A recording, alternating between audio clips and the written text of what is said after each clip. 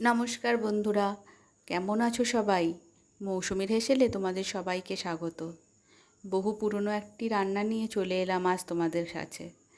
আমার দিদার কাছে শেখা এই দুধ কাতলার রেসিপি আজ তোমাদের সাথে শেয়ার করব। খুব অল্প উপকরণেই তৈরি হয়ে যায় এই সুস্বাদু রান্নাটা। চলো দেখে নেওয়া যাক কী কী লাগে এই রান্নায়। কাতলা মাছ, ধনে গুঁড়ো, জিরে গুঁড়ো, নুন, চিনি, লঙ্কার গুঁড়ো, টমেটো বাটা, আদা কাঁচা লঙ্কা বাটা, গরম মশলা গুঁড়ো, গোলমরিচ গুঁড়ো, পেঁয়াজ ভাজা, ঘি, কাঁচা লঙ্কা আর ফোড়নের জন্য গোটা গরম মশলা। পেঁয়াজ ভাজাটা আমি এখানে সাজানোর জন্য নিয়েছি, না হলেও চলবে। এরপর মাছের মধ্যে নুন, গোলমরিচ গুঁড়ো আর খানিকটা সাদা তেল দিয়ে খুব ভালোভাবে মাছগুলোকে ম্যারিনেট করে নিতে হবে, যাতে প্রত্যেকটা মাছের মধ্যে ভালোভাবে নুন ঢোকে।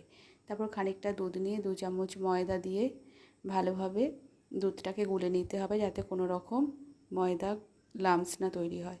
তারপর সাদা তেল দিয়ে কড়াইয়ের মধ্যে ঘি দিয়ে দিতে হবে বেশ খানিকটা। তারপর মাছগুলোকে দিয়ে খুব হালকাভাবে ভাজতে হবে, যাতে মাছগুলো বেশি কড়া না হয়ে যায়।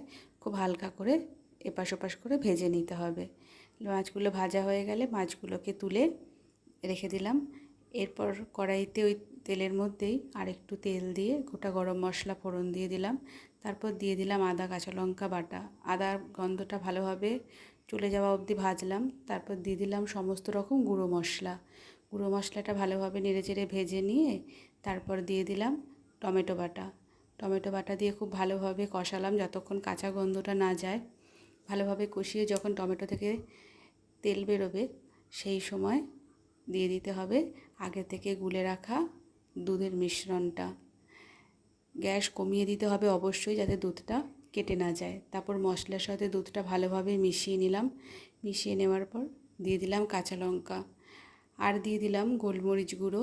তারপর আবারও ভালোভাবে মিশিয়ে নিলাম দুধের সাথে।